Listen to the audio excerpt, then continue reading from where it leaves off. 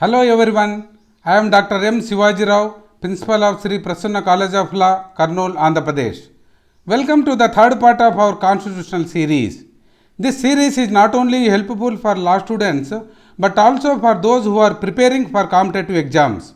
So consider subscribing to get notified for more videos on constitution. In this video, I am going to explain why Indian constitution is called as quasi-federal constitution. Broadly, Indian constitution can be called as a federal constitution as it satisfies the features of federal constitution such as distribution of power, supremacy of constitution, written constitution and rigid constitution. If we want to understand the features of federal constitution better, please go through the video which is completely dedicated explaining them. I will pin the link in the description. Now coming to our topic that is quasi-federal constitution. According to some critics, Indian constitution is not a federal but it is a quasi-federal constitution. Quasi-federal constitution means a constitution which satisfies both federal and unitary features. The reason behind this is to make a strong and united India. The constitutional experts felt that since India is a union of states, there must be a strong and centralized powerful government at the center. The famous jurists like K.C. Ware, Jennings and D.D. Basu also accepted that Indian constitution is neither unitary nor federal but it is a quasi-federal constitution.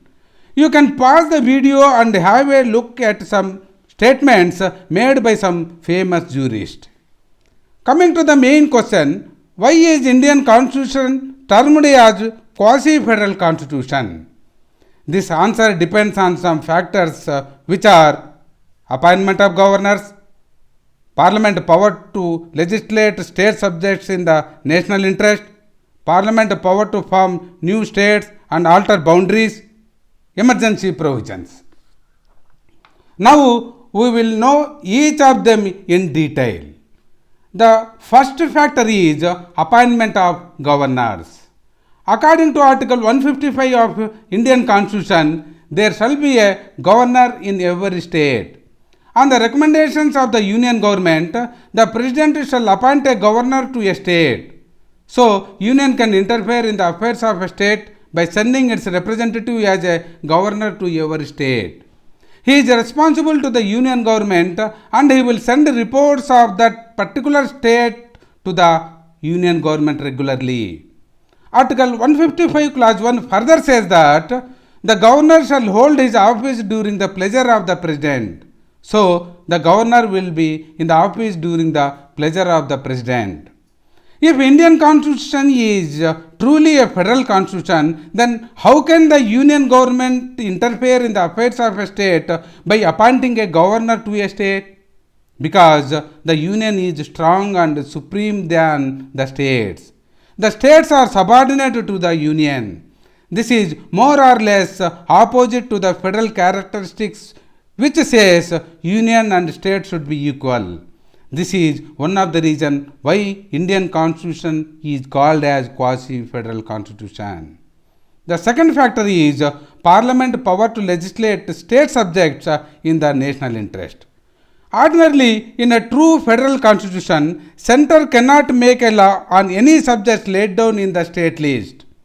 States are independent and the union cannot interfere in the affairs of the states. But as per Article 249 clause 1, on the recommendations of the Rajya Sabha, the Parliament can make a law on any subjects enumerated in the state list that it is in the national interest. So, the center can make a law on any subjects enumerated in the state list also. This power of Parliament is another factor for calling Indian Constitution as a quasi-federal constitution. Third factor is Parliament power to form new states and alter boundaries. Article 3 of the Indian Constitution empowers the center to form new states. If Article 3 is observed carefully, we can understand the supremacy of the center over the states. The existence of the states will depend on the sweet will of the center. In respect of formation of a new state, the Parliament can amend the Constitution with simple majority. In this aspect, Indian Constitution is a flexible constitution. Further, as per Article 3, the Parliament can alter the areas, boundaries, names of existing states. Here, we will get a doubt. For the formation of a new state, do we need the consent of that concerned state? Actually, for creation of a new state, the consent of the old state is not mandatory.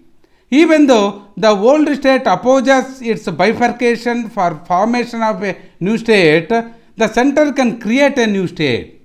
Here we have one example. While bifurcating the state of Andhra Pradesh to form new Telangana state, the then assembly opposed the division of the Andhra Pradesh state. Despite of its opposition, the parliament passed the bill and created the Telangana state.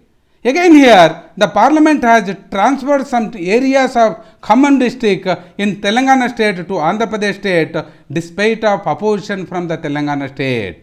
So, by seeing the above examples, we can say Article 3 empowers the center to dominate over the states. That is why our constitution is a quasi-federal constitution. The fourth and foremost factor is emergency provisions. The Indian Constitution has envisaged three types of emergencies, and during these three periods, the center can interfere in the affairs of a state. They are national emergency, state emergency, and financial emergency. First one is national emergency. Under Article 352, whenever any emergency situation arises due to war or external aggression or armed rebellion, the President can impose national emergency on the recommendations of the Union Government. This emergency can be promulgated in entire India or in any part of India.